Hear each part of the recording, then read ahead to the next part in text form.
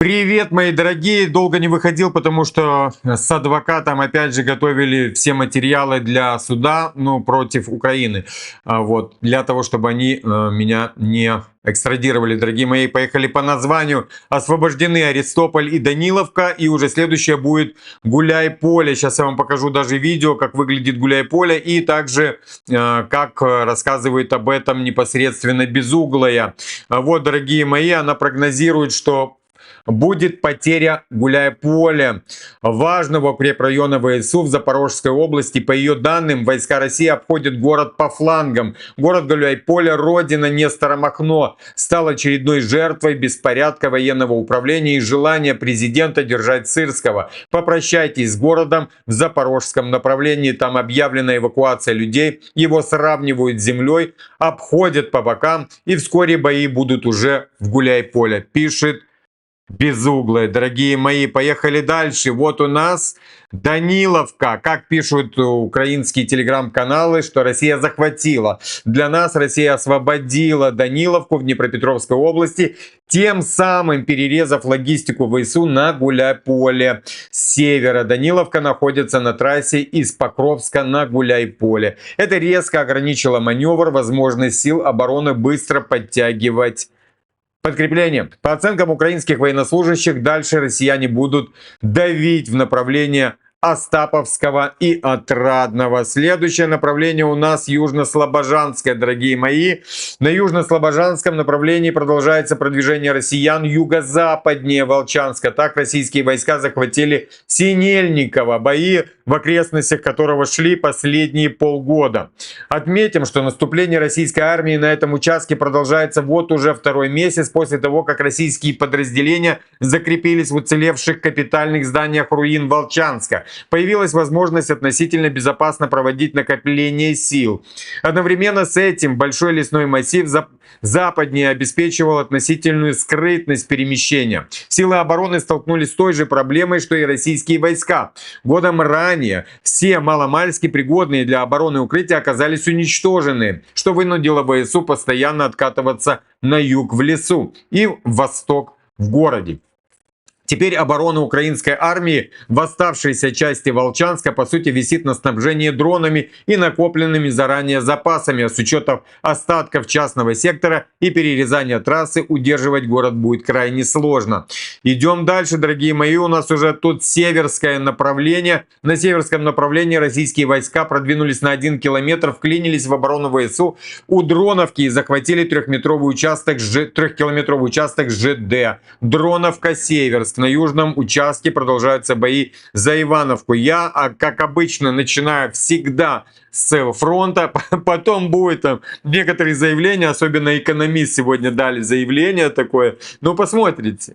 Посмотрите, это просто какой-то контраст. На Покровском направлении российские войска прорвали оборону ВСУ юго-восточнее села Шахово, где был выкопан большой противотанковый ров и несколько линий зубов дракона. Также россияне наносят удары по позициям сил обороны на правом берегу реки Казенный Торец, которая делит Шахово на две части. Продолжается продвижение российских сил в Покровске. ВСУ пытается прорваться в Гришино город со стороны Гришино. Точнее, прорваться в город со стороны Гришино. В Мирнограде российские подразделения водрузили флаг на шахте 5 и 6 на юге. Я об этом вам уже читал. Поехали. Аристополь.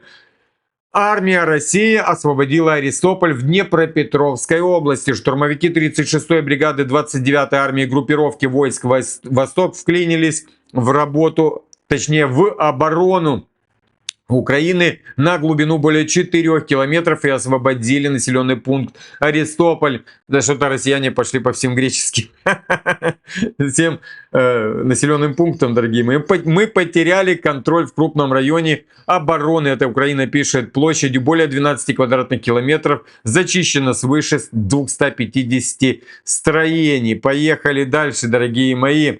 Сейчас я вам покажу, как работает украинское ПВО. Если кто не знает, сегодня ночью была очень жесткая ответка после того, как в порт Новороссийск туда прилетела очень жесткая ответка. Вот это ну, вы же знаете, там статистика у них всегда, да, там 449 ракет, 459 сбили. Ну и с дронами имеется в виду. И вот пишет один из народных депутатов, Федиенко, что противовоздушная ракета может упасть где угодно. И вот он выкладывает фотографии.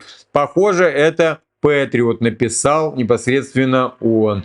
Поехали дальше. Сейчас я вам покажу, как кинжалы вылетают из подводной лодки Варшанка. Вот они вылетают и летят туда как раз на Киев, дорогие мои. Ну и параллельно я прочитаю, что на Лиманском направлении российские войска продвигаются в районе Ямполя и пытаются пробиться ближе к центру населенного пункта. Как отмечают военнослужащие ВСУ, атаки россиян носят системный характер, они методично проверяют украинскую оборону, пробуя найти слабое место. Причина такого давления очевидна. Чем ближе российские силы подходят к южным рубежам, тем сложнее становится логистика для Северской и частично для Славянска. Именно эти направления остаются ключевыми для обеспечения украинских подразделений БК и всем необходимым. Армия России стремится перерезать или хотя бы простреливает эти дороги, чтобы связать украинские войска и заставить их отступить. В частности, российские войска давят ближе к реке Северский Донецк, восточнее Ямполя, пытаясь обойти с фланга и продавить украинские позиции в этом районе. Как обычно, говорю вам, что читаю из украинских милитари-пабликов, чтобы это была объективная информация. Вот порт Новороссийска приостановил экспорт нефти после украинской атаки, сообщает Reuters со ссылкой на источники. Дорогие мои, вы, наверное, знаете, тут у нас такой мем, выбежал из Украины, хочу тоже маленькую сделать паузу. Мы все те, кто живем в Испании, можно сказать, тщательно следим за тем, что и как сюда наплывают украинцы. Поехали. Вы его видели, это чудо. Документы в Испании! Да ты шо? Боже мой, это радость! Наконец-то! Ждал, наконец-то дождался! Наконец-то! Все, извините, тепер буду говорити іспанською до вас. Ола, como estás? Ну, там до испанской ему тяжело. ¿Cómo estás? ¿Cómo estás? Говорится. Ну, дорогие мои, почему я его поставил? Потому что многие думают, что в Испании здесь сладенько и как в сказке. Нет, абсолютно не сладенько, не в сказке. Никому они не помогают, никому они не платят ничего. Ну, я имею в виду испанцы, поэтому не надо думать, что вы сюда приедете и заживете как в раю. Очень тяжело, даже для местных. Здесь жить, дорогие мои. Испания — это не сладким намазано. У него эта радость пропадет от 1 до 3 месяцев. Увидите, я вам специально поставлю, когда он куда-то в другое место сбежит и будет обсирать Испанию. Поехали дальше. У нас члены СНБО, которые есть, оказывается, все те же, которые были, и он уже их исключил, Зеленский. Оказывается, все те же, что и в деле Миндича, дорогие мои. Это и тот же Умеров, это Галущенко и это Гринчук, которая ночевала у Галущенко, дорогие мои. Не знаю, как там ее муж, может, у нее нет мужа. Но это чтобы вы понимали, из чего состоит украинская там СНБО. Ну, это там безопасность, я уже не помню, как она точно переводится. И также хочу, чтобы мы немножечко порассуждали по поводу того, что происходит действительно сейчас в мире. Если вы не заметили, по кейсу Миндича никто не делает никаких заявлений громких, я имею в виду со стороны США и представителей США. Я сегодня видел, как Стефанишина разговаривала с журналистами американскими по поводу этого, где-то там на телевидении, она там оправдывала эту власть. Но высшее руководство и администрация Трампа молчит, включая самого же Трампа. И это задает очень много вопросов. Почему? Понимаете, и также это дает также много ответов. Почему? Опять же, почему он не задает вопросы, да? И почему он их не задает? То есть вы одно как вопрос, другое, знаете, как итоговое решение этого всего. И я хочу сказать, потому что он сам все прекрасно знает. Абсолютно прекрасно знает. И сам себя от этого, там, ну типа, уберите меня от этого, я даже это слушать не хочу, потому что, опять же, Украина заносит Трампу, что это Россия делает все, подбивает это все. Понимаете? Вот я сейчас хочу показать, да, вот Барабаш уже в субботу собирает там на 12 на Майдане картонщиков, которые будут носить «Ни коррупции», и все. А обычно это делает кто? Порошенко. И Притула туда выйдет. Это ничего не сделает, это ничего не даст, потому что мы видим ту же поддержку, которая есть. И второе, то, что я сегодня слушал одного из американцев, который рассказывал историю о том, что в Америке около 4000 томагавков, и они хотят выделить Украине 100-200. Но он это называл, что они хотят это выделить для того, чтобы после того, как закончилась война, Россия знала, что у них 200 томагавков. И не начинала это. Хотя мы, по сути, прекрасно знаем, что Зеленский понажимает на кнопки и полетят томагавки везде. Но, опять же, ответ же будет. И опять же я читаю все те иностранные СМИ, в которых я опять же вижу, что никто не говорит о том, как они били по России. Я имею в виду Зеленский. Вчера же, я же вам говорю, по Новороссийску ударили. Все молчат. Но в ответ я читаю, там 20 человек погибло в Украине, там какие-то дети и все. То есть они не говорят, куда били, куда мочили, хотя сегодня мочили там по киевским ТЭЦ, по в Белой церкви, да, белоцерковной ТЭЦ они там мочили. Ну, сегодня ночью хорошо насыпали, там есть вся статистика, я вам обязательно прочитаю. Антикоррупционная активистка Барабаш объявила о митинге на Майдане. Ну, это антикоррупционная, такая же, как и Порошенко. И вот статистика, куда били, дорогие мои. Сегодня ночью подразделениями российской армии нанесен массированный удар по объектам энергетической инфраструктуры и ВПК киевского режима. В операции было задействовано 368 высокоточных средств поражения, включая 3 гиперзвуковые ракеты «Кинжал», 8 оперативно-тактических «Искандер», 7 крылатых ракет «Калибр» и 350 беспилотников. Ну, они написали, что там было их 449. Я имею в виду Украину. Киевский энергетический узел. Под прицелом оказались ключевые объекты энергетической инфраструктуры. По Дарницкой ТЭЦ прилетело 2 «Искандера», 1 «Калибр» и 40 гераней. ТЭЦ-5 Киевская приняла на себя 1 «Искандер», 2 «Калибра» и 40 гераней. ТЭЦ-6, расположена в 12 километрах к востоку от Киева, подверглась удару 1 «Искандера», 1 «Калибра», 1 «Кинжала» и 40 гераней. Киевская ГЭС расположена в 15 километрах к северу от города, модернизированными 2 «Искандерами», 3 «Калибрами», 1 «Кинжалом» и 40 БПЛА «Герань-2». Удары также пришлись по промышленности Киева и области. Государственная киевская КБ «Луч» атаковали 2 «Искандера», 40 БПЛА. Агрегатно-детальное предприятие радиоэлектронной промышленности ООО «Радионис» получило сюрприз в виде 30 БПЛА «Герань-2». Киевская центральная КБ «Арматурстроение» словила 30 гераней, ну это как пишут в пабликах. Предприятие оборонной промышленности Quantum System 20 километров от Киева были поражены 1 «Кинжалом», 30 гераней. Индустриальный парк Белая Церковь 77 километров был приятно удивлен посещением 60 БПЛА «Герань-2». Вот такой вот итог. И поехали дальше. Это уже другие пишут. И там такая кринжовая статья, обязательно вам прочитаю. Россия использует запасные мощности нефтепереработки для компенсации ущерба, нанесенный украинскими дронами, пишет Reuters, со ссылкой на источники. Несмотря на атаки, объемы нефтепереработки в России в этом году сократились всего лишь на 3%. МПЗ предотвратили резкое снижение производства топлива, используя незадействованные мощности для компенсации ущерба от ударов. По данным Reuters, основным на информации от 3 источников России в отрасли с августа по октябрь в результате атак плановых технических обслуживаний было выведено из строя 20% нефтеперерабатывающих мощностей России. Однако это привело к снижению общего объема переработки лишь на 6%, дорогие мои.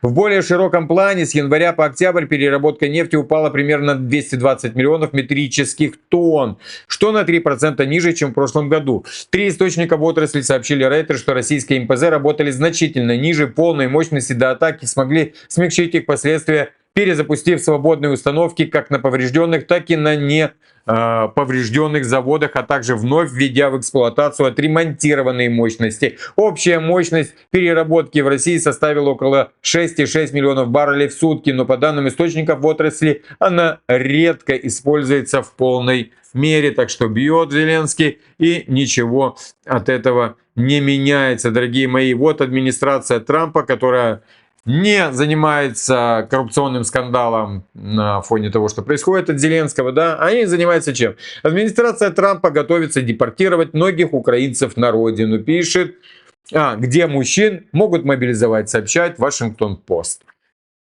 Посол Стефанишина заявила, что ей известно о примерно 80 гражданах Украины, в отношении которых вынесены окончательные решения о высылке в связи с нарушениями законодательства США. Власти США уже готовят их маршрут, учитывая отсутствие прямого международного воздушного сообщения с Украиной. Многих планируют отправить уже в понедельник, по словам адвокатов украинцев, будут высылать военными рейсами. Угадайте, куда? В Польшу. США могут депортировать столько, сколько захотят, анонимно заявил советник Зеленского. Мы найдем им достойное применение, людям есть чем заняться. Адвокаты обеспокоены, что украинцам не дают возможность оспорить высылку, хотя депортированные будут принудительно призваны в армию и отправлены на фронт, где им грозит высокая вероятность гибели, а также говорят об угрозе обстрелов, пыток и преследования. Более того, многих депортированным даже не дают возможности пройти обязательную процедуру Reasonable Fear Interview. То есть заявить о страхе перед возвращением в страну, где их могут ждать фронт либо преследование. Дорогие мои, вот так вот власть Зеленского через Стефанишину будет высылать людей. Ну и поехали. Вот та статья «Экономист», о которой я вам говорил. Не зря перед этим я вам прочитал сводки с фронта. Видите, как быстро потемнело. Ну, я долго говорил с адвокатом. Поехали. План победы Путина в Украине отсутствует. И война вступает в новую фазу, где российская армия продолжает нести огромные потери. Это пишут колумнисты The Economist. И делают выводы, несмотря на затяжные кровопролитные бои. Стратегия России не принесла успеха, и ее перспективы остаются неопределенными. Проблема заключается не только в том, что Россия не может одержать решающую победу на поле боя, но и в том, что ее ресурсы, как военные, так и экономические, постепенно иссякают. Потери в живой силе растут, атаки усиливаются, но захват крупных городов остается невозможным. Да, мы смотрим, дорогие мои, как они... Может, просто Россия не хочет их равнять с землей. Потери в живой силы растут. Ну это дальше. В результате этого застоя на фронте Путин прибегает к ударам по гражданским объектам, пытаясь сломить моральный дух. Вот теперь видите «Экономист» и перечеркиваете. Они там рисуют какие-то картинки по поводу того, что ждет людей, какие страхи там у людей. Можете перечеркивать сразу же. Есть реальность, которая происходит на фронте, о которой говорят украинцы непосредственно. Я же не беру там из российских пабликов военных, где не напишут, что мы там где-то там проиграли. Я беру украинские паблики, которые пишут о том, что да, там захват идет. И там, и там. И тут же банковая заносит деньги туда, в место, где лоббисты платят вот этим всяким газетенкам. И это не только, Reuters тоже об этом писала. Ну, они в другом формате. Для того, чтобы Трампу принесли газеточку, и он прочитал, что Украина не проигрывает, а Россия не выигрывает. И у них все плохо с экономикой, они несут огромные потери, ни одного города крупного они не взяли. Ну, сейчас подождите, посмотрим. 95%, насколько я знаю, уже Покровска. И, по-моему, 50% уже Мирнограда. Дорогие мои. Просто я опять же вам читаю, что это не хотят делать лобовой, это хотят путем их оттеснения. Туда выходите за рамки ограниченных, да, там, точнее, админ ограничений города нарисованных. Сейчас я покажу, как выглядит Киев, дорогие мои, после обстрела. Ну или во время обстрела. Ну, наверное, не показывают, как они какой-то дрон там сбили. Ну, они же не покажут, дорогие мои, где там прилет был. Как, конечно же, квартиру покажут. Это Reuters публикует. В дом, к людям. Это ж вот потужно. Им же надо и Трампу показать, а потом написать, что Трамп после того, как в садик прилетело, сказал дать Украине срочно томагавки, и все в таком духе. Поехали. Минувшей ночью по территории Украины было нанесено, это уже украинские паблики пишут, масштабное ударное воздействие. Всего зафиксировано 449 воздушных целей, из которых, по данным воздушных сил, удалось уничтожить 419. Вы поняли. Поехали. Тоже интересное такое заявление, что Трамп согласился на новую встречу с Путиным, если появится реальная возможность содействовать завершению войны. Это сообщил госсекретарь Рубио. Мне кажется, они сейчас идут на другом треке, они уходят туда, на Венесуэлу. И Трамп готовится туда. Вот как раз и по Венесуэле. США начали операцию против наркоторговцев в западном полушарии. Так они называют это.